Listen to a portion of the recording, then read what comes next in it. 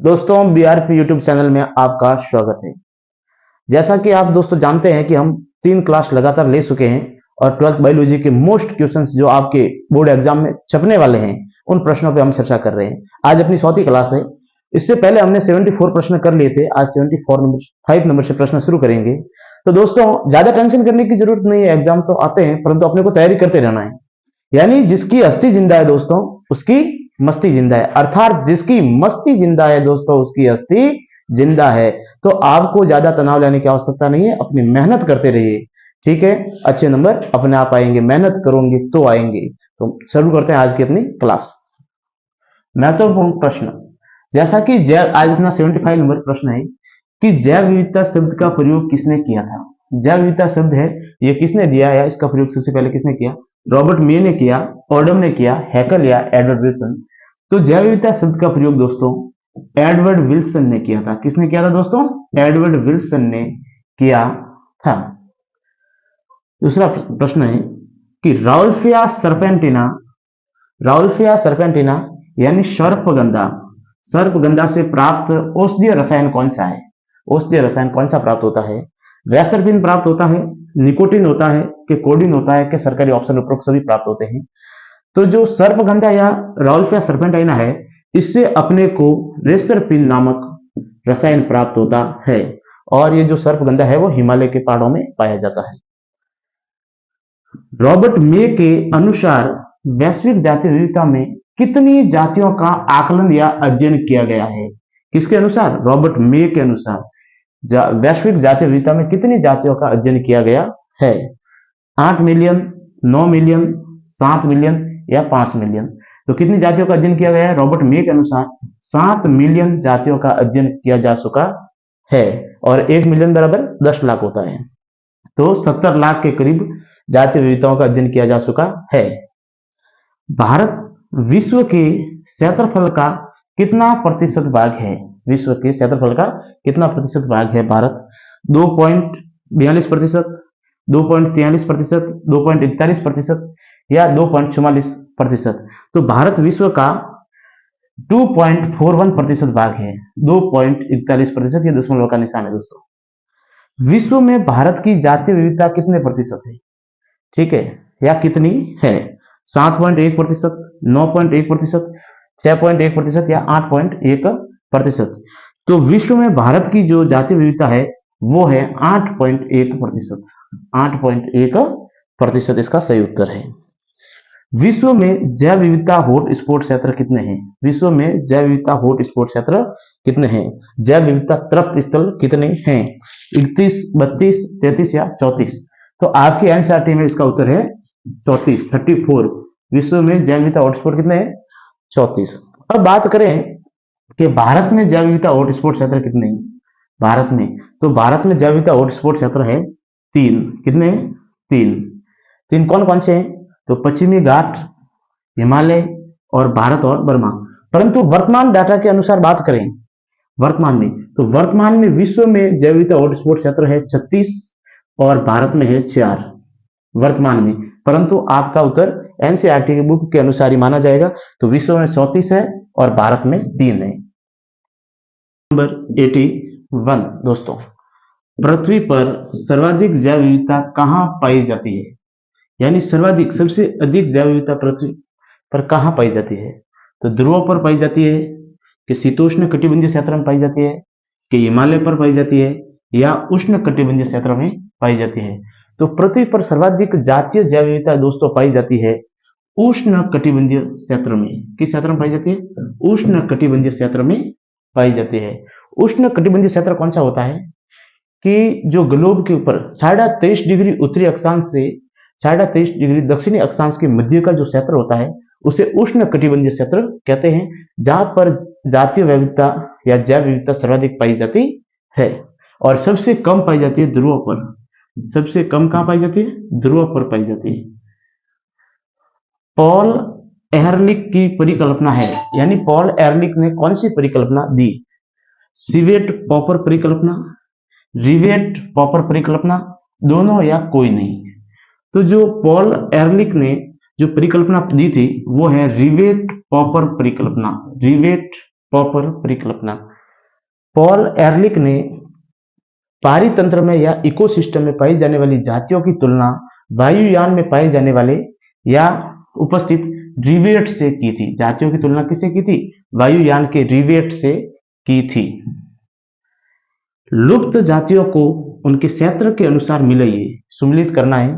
तो लुप्त जातियां और क्षेत्र, यानी कौन सी जाति किस क्षेत्र में पाई जाती थी जो लुप्त हो चुकी है वर्तमान में। तो कवेगा कहां पाई जाती थी? ऑस्ट्रेलिया, अफ्रीका, रूस या मॉरिशस। तो कवेगा का संबंध है वो है अफ्रीका से। कवेगा अफ्रीका में पाई जाती थी। थाइलेसिन पाई जाती थी ऑस्ट्रेलिया में। कहां पाई जाती थी? ऑस्ट्रेलिया में। स्लेटर समुद्री गाय, इसका संबंध है रूस से। और डोडो पक्षी का संबंध है मॉरिशस से।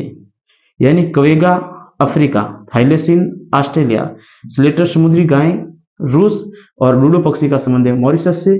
और ये चारों जातियां है वो लुप्त हो चुकी है। और बाघ का संबंध है जावा से, वो भी लुप्त हो चुके हैं। फिर अगला प्रश्न है अपना कि पृथ्वी के हरे फेफड़े कहलाते हैं। पृथ्वी के हरे फेफड़े कहलाते हैं। तो पृथ्वी के हरे फेफड़े किसे कहते हैं? पृथ्वी के हरे फेफड़े कहलाते हैं अमेजन के वर्षावन क्षेत्र को। वर्षावन क्षेत्र पृथ्वी के हरे फेफड़े कहलाते हैं, या अमेजन के जंगल। अमेजन के वर्षावन या अमेजन के जंगल है, उन्हें पृथ्वी का हरा फेफड़ा कहते हैं। अगला अपना प्रश्न है कि कोरियोटिस नाइग्रिसेप्स किसका वैज्ञानिक नाम है? कोरियोटिस नाइग्रिसेप्स किसका वैज्ञानिक नाम है? तो ये जो वैज्ञानिक नाम है यह है भारतीय सोनचिड़िया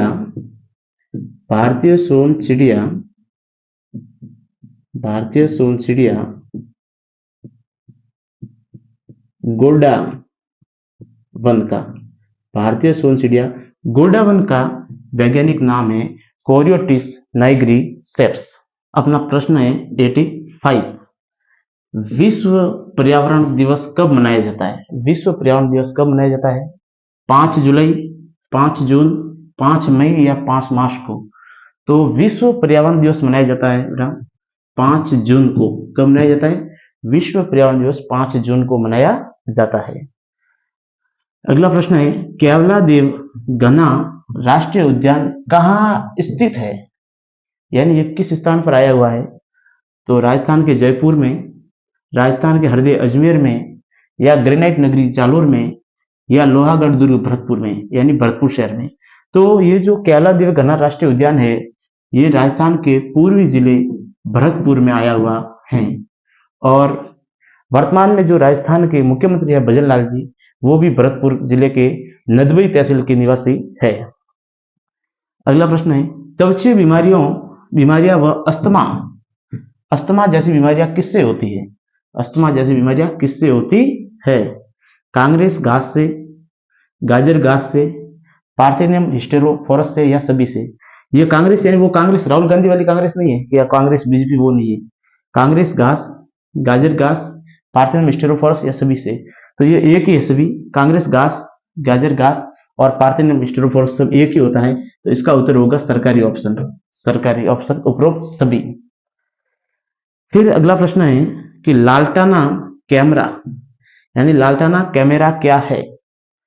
कैमरा है, लालटेन है, वृक्ष है कि झाड़ी है? तो लालटाना कैमरा है, यह एक अमेरिकी झाड़ी है जो भारत लाई गई अमेरिकी झाड़ी है। अगला प्रश्न नील नदी की मछली है। नील नदी में कौन सी मछली पाई जाती है जिसे भारत लाया गया? अफ्रीकन कैटफिश, नाइल पर्स, असल्क मीन, या सरकारी ऑप्शन उपरोक्त सभी? तो जो नील नदी से जो मछली लाई गई है वो है नाइल पर्स, नील नदी से लाई गई है। फिर अगला अपना प्रश्न है कि हम्बोल्ट समीकरण क्या है, या हम्बोल्ट सिद्धांत की समीकरण क्या है? तो ये समीकरण है log s बराबर log c plus z log a। ये हम्बोल्ट की समीकरण है, log s बराबर log c plus z log a। अगला प्रश्न है अपना 90 नंबर। भारत में बनने वाला प्रथम राष्ट्रीय पार्क कौन सा है? प्रथम राष्ट्रीय पार्क कौन सा है जो भारत में बना था? काजीरंगा, गिर, कान्हा या जिम कॉर्बेट? तो भारत में बनने वाला प्रथम राष्ट्रीय पार्क कौन सा है?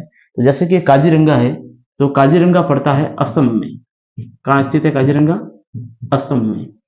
गिर है गुजरात में। कहाँ स्थित है? गुजरात में। कान्हा पड़ता है मध्य प्रदेश में, एमपी में। और जिम कॉर्बेट पहले उत्तर प्रदेश में पड़ता था, अब ये पड़ता है नैनीताल। नैनीताल उत्तराखंड में। कहाँ पड़ता है? नैनीताल उत्तराखंड में। और भारत में बनने वाला प्रथम जो राष्ट्रीय पार्क है वो था जिम कॉर्बेट, जो पहले उत्तर प्रदेश में था और अब नैनीताल उत्तराखंड में पड़ता है। अगला प्रश्न है अपना, ऊर्जा का पिरामिड होता है।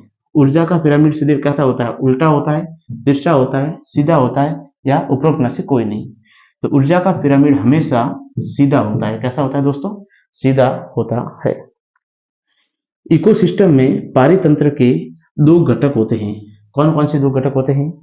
पादप व जंतु, खरपतवार व पेड़, जैविक व अजैविक घटक, मानव व कीट। तो इकोसिस्टम के दो घटक होते हैं, वो होते हैं जैविक व अजैविक घटक होते हैं। हरे पौधे बनाते हैं। हरे पौधे क्या बनाते हैं खाद्य श्रृंखला में? तो T1, T2, T3, T4। प्रथम पोषक स्तर, द्वितीय पोषक स्तर, तृतीय पोषक स्तर या चतुर्थ पोषक स्तर। तो हरे पौधे होते हैं वो प्रथम पोषक स्तर बनाते हैं, T1। इसका उत्तर हो जाएगा। खाद्य श्रृंखला के प्रारंभिक जीव है। शुरुआत किससे होती है खाद्य श्रृंखला में? कौन से जीव है वो? तो खाद्य श्रृंखला के प्रारंभिक जीव प्राथमिक उपभोक्ता, द्वितीयक उपभोक्ता, प्रकाश संश्लेषी या अपघटक। तो खाद्य श्रृंखला के प्रारंभिक जीव होते हैं वो होते हैं प्रकाश संश्लेषी, यानी हरे पादप उत्पादक। अगला अपना प्रश्न है कि दक्षांश का नियम या ऊर्जा प्रवाह का 10% का नियम किसने दिया था? तो ऊर्जा प्रवाह का 10% का जो नियम दिया था वो दिया था लिंडेमान ने। किसने दिया था? लिंडेमान ने दिया था। और इकोसिस्टम में ऊर्जा का स्रोत है, यानी ऊर्जा किससे मिलती है इकोसिस्टम में? तो जो इकोसिस्टम में ऊर्जा का जो स्रोत है वो है सूर्य। कौन है? सूर्य। तो ये अपने महत्वपूर्ण प्रश्न थे। अगले प्रश्न देखेंगे हम अगली क्लास में। धन्यवाद।